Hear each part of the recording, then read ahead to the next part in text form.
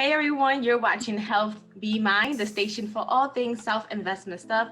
And today I have a very excited episode to share with you because I have Winnie Darius on the line. Winnie is of Healthfully Mine. Healthfully Mine is a hair and skin company and it's on holistic products. And she's on the show with us today to discuss her journey, her company, and her experience with healthy eating. So, hey, Winnie, how are you today? I'm good, and you? Well, thank you so much for taking this time out to speak with me and come on the show. And just a little background for everyone else. We met on the Clubhouse app. So Clubhouse has already made me a few connections, and I've been in a couple of rooms with Winnie, and she is sharing some dope information. So Winnie, could you just tell everyone a little bit about yourself and your company? Okay, sure. My name is Winnie Darius. I am the founder and CEO of Healthfully Mine. Healthfully Mine is a company that I launched 2019, May of 2019, and I sell skincare, hair care products formulated from scratch, from scratch using natural ingredients. I make products for the skin using ingredients like papaya. I was just eating some papaya. Oh, yeah. Like I eat the stuff and I make products out of it too. Papaya, oranges, carrots, pineapples, lemon, lime. It's just an example of the ingredients that I use to create products from scratch, like our carrot glow products. I have a bachelor degree in biology. I have a master's degree in medical and molecular immunology. I am currently not in school. I'm taking a break from school. I'm just focusing on my business for now until I get back to school. And that's pretty much it. Okay, awesome. Well, why did you start your company? Well, I started my company because since 2015, I actually wanted to be a business owner since 2015, but I used my school and the fact that I didn't know anyone. I felt like because I didn't know anyone, I didn't have any friends, I didn't really have a social life. I thought that going in business was not going to be a successful route to take, so I sort of like let it go.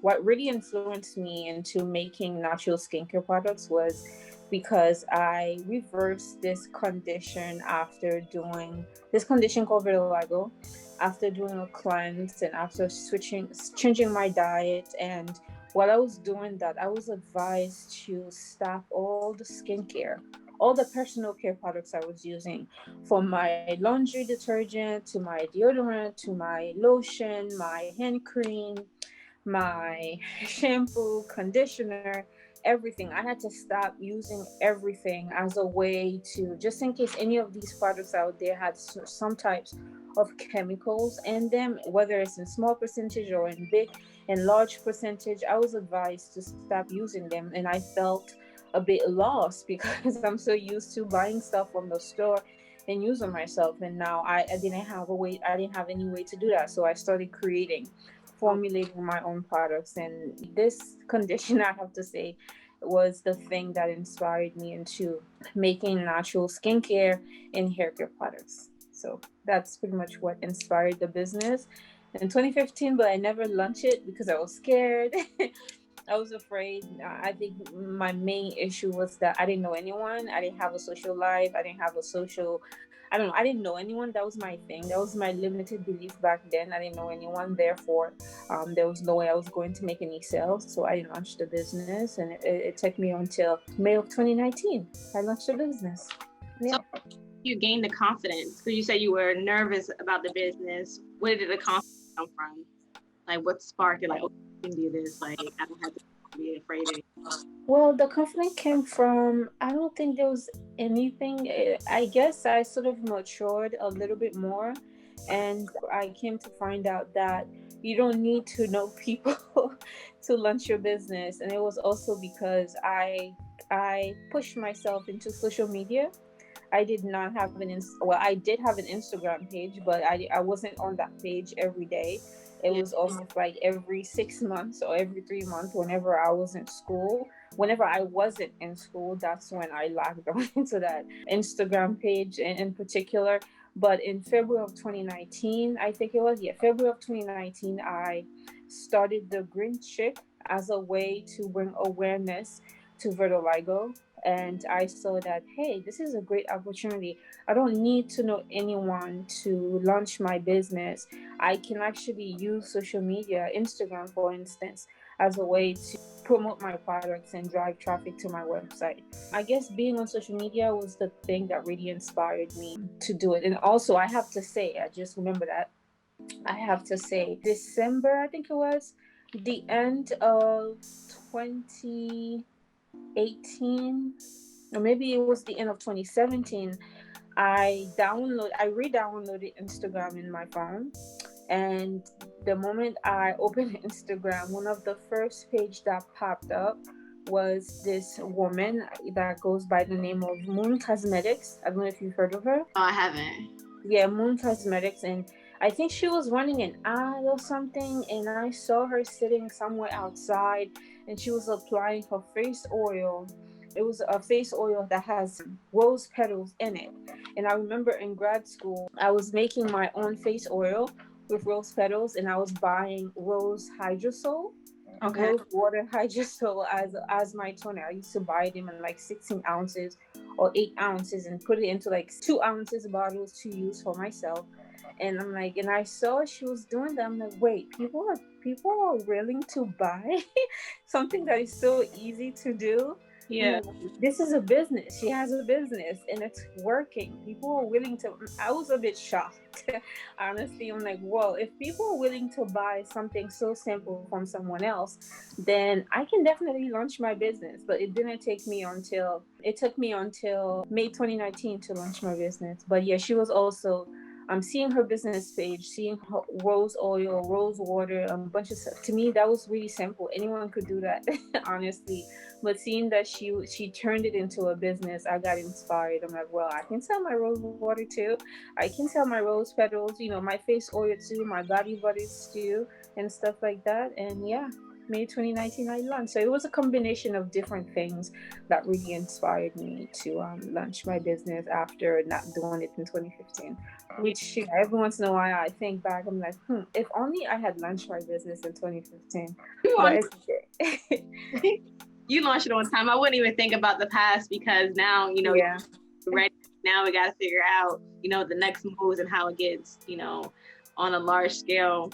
So you brought up a really good point about her selling something that you didn't think anyone else would buy. And that's a whole branding type of concept where, as long as you brand your products and you tell your story, that it doesn't matter. Like I always tell the story about, or maybe I heard it a long time ago, where people say, well, there's so many different breads in the grocery aisle, in a bread aisle, there's so many different brands, of bread, but people choose the bread that they want, maybe it tastes a little bit better here, maybe the customer service is here, or maybe like the story behind that. I don't know if anyone is that deep about bread, but going with any other business is always about that story that the brand has. It's about how they brand, their colors, all those types of things. So speaking of story, I definitely want to open up this time and talk about vitiligo. I hope I said it right. Vitiligo.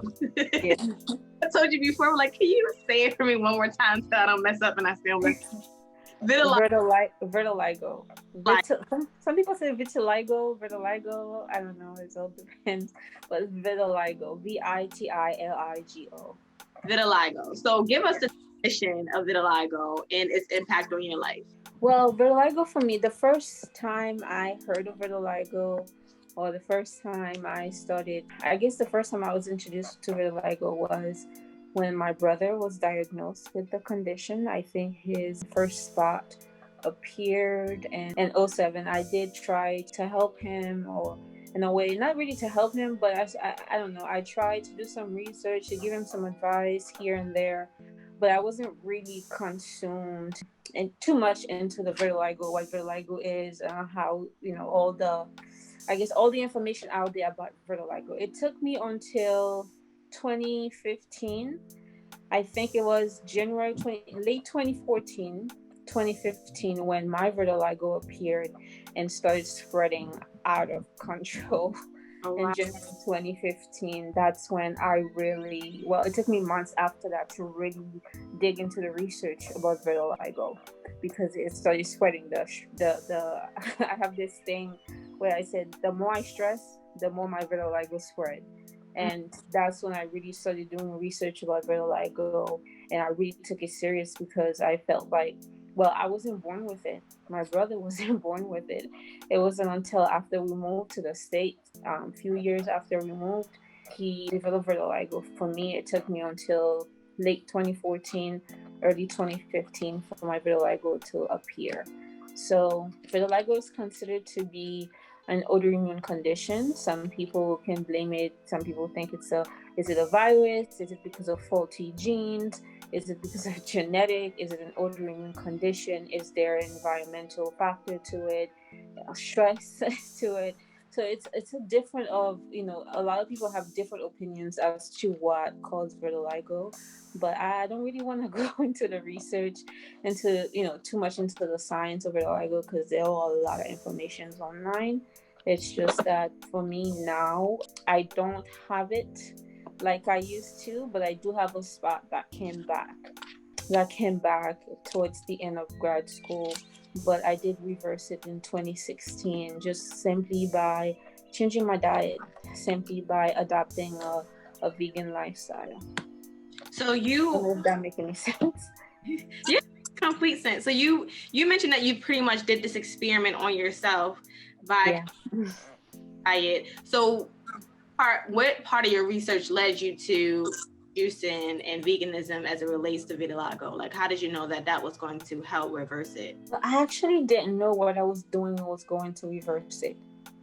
I didn't expect any results at all. I made the decision to sort of try something. In my mind, I hypothesized that if I press a reset button on my system, then perhaps when I adopt a new lifestyle, like a new way of eating, maybe something will happen. But I actually didn't know that I was going to reverse vitiligo. I came up with the idea of doing what I did because I purchased a program online from this man, which I'm not going to mention his name.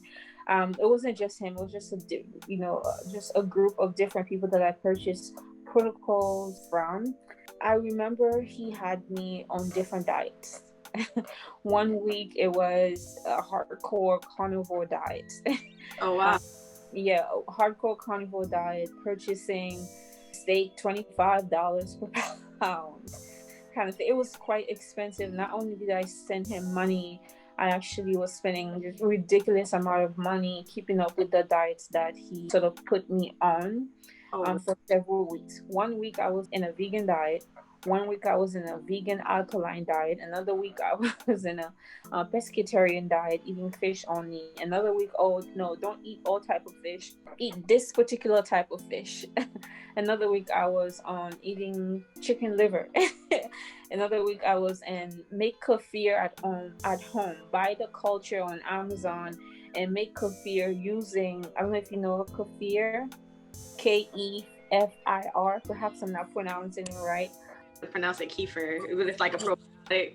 Yes, make that and buy colostrum or make kefir using raw milk. And I lived in New York at that time, and raw milk is illegal in New York. So I had to go out of my way to purchase raw milk online from upstate New York, from Amish families. And I had to meet certain people in certain areas or in their homes in Brooklyn. What's the neighborhood in Brooklyn? I forgot. But I had to meet, people like in on the low. I felt like I was hustling or something for raw milk, and this is how I had to do it: buying a gallon of raw milk, which was expensive. The next week, stop doing that. Go on a vegan diet again. Don't eat anything up until drink a big jar of fruit juice, berries, raw berries, organic, wild. So I noticed that when I was on the vegan diet, I noticed that I felt lighter, not just in terms of weight. I felt mentally, everything was just optimized. That's how I felt. My skin was glowing. It wasn't long, but I felt so much better. Yeah. So after doing my research, I stopped working with him. I stopped sending him email. I stopped responding to his emails. I just stopped entirely connecting with him, and I switched to doing my own research. I started reading articles online, scientific articles online, scientific articles on vitiligo. A lot of them were from India because I think vitiligo is a big thing in India. So a lot of articles were from India. I started reading a lot of lectures on immunology, listening to a lot of lectures on immunology, buying books on immunology, because I understood that, well, some people think that vitiligo is an autoimmune condition. So I started reading more about immunology on how to, I guess, optimize the immune system. And I started reading books on herbalists, like herbalist, different books on herbalism. I don't know if that's a word. After doing that for a while, I just decided, based on all the books that I read, I just decided the best way to change my diet, and some of the books did, some of the